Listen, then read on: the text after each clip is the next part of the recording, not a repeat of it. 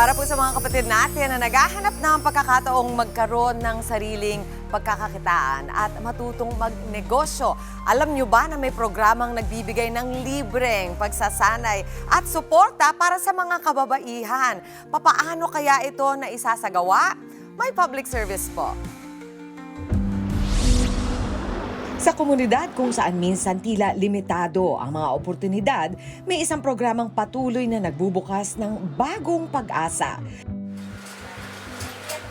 Ito ang Giving Resources and Opportunities to Women o GROW, isang empowerment program ng Project Pearls na nagbibigay ng kasanayan, suporta at mga pagkakataon sa mga kababaihan at batang babae upang maabot nila ang kanilang buong potensyal. So isa siya sa mga program na ibinibigay namin bukod sa scholarship, feeding program, and social services po na binibigay namin sa mga community.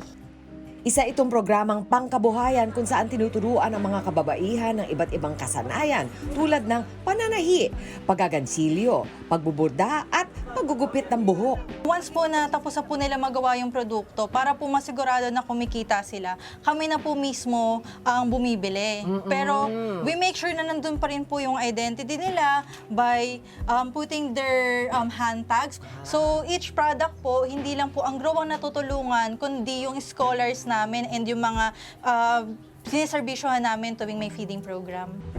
Kabilang sa programang GROW, si Nanay Teresita, 76 na taong gulang at isang masipag na GROW maker na nakatuon sa pananahi. Para sa kanya, malaking bagay ang programang ito dahil nagbibigay ito ng karagdagang kita para sa kanilang pang-araw-araw na pangangailangan. Nanay, kayo ba ay natuto dito magtahi o matagal na kayo marunong magtahi? Hindi, dito lang po ako Dito natuto. lang. Opo. Pero kaya nyo rin palang matuto. Opo, natuto naman sa awa ng Diyos. Tiyaga-tiyaga lang.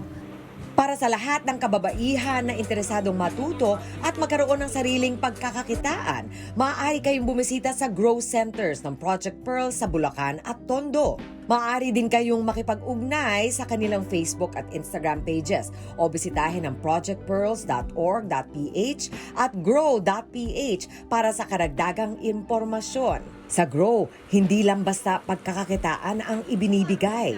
Ang bawat kababaihan at batang babae ay nakatatanggap ng skills at livelihood training, guidance sa paggawa ng produkto at personal empowerment workshops upang matutunan nilang pangalagaan ang kanilang sarili at pamilya. Napakaganda nitong programang GROW at para po yan sa lahat dahil kahit sino ka, taga saan ka man, deserve mo to. Public service po. Maraming salamat kay Bricalin, kay Mami Teresita at sa buong tropang GROW. Tinan nyo naman, suot na agad. Ito po ay gawa nila.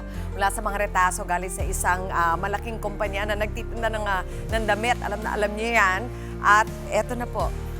Ako na po ang kanyang model. Gustong-gusto ni Jess. Di ba, Jess? Maraming salamat sa GROW.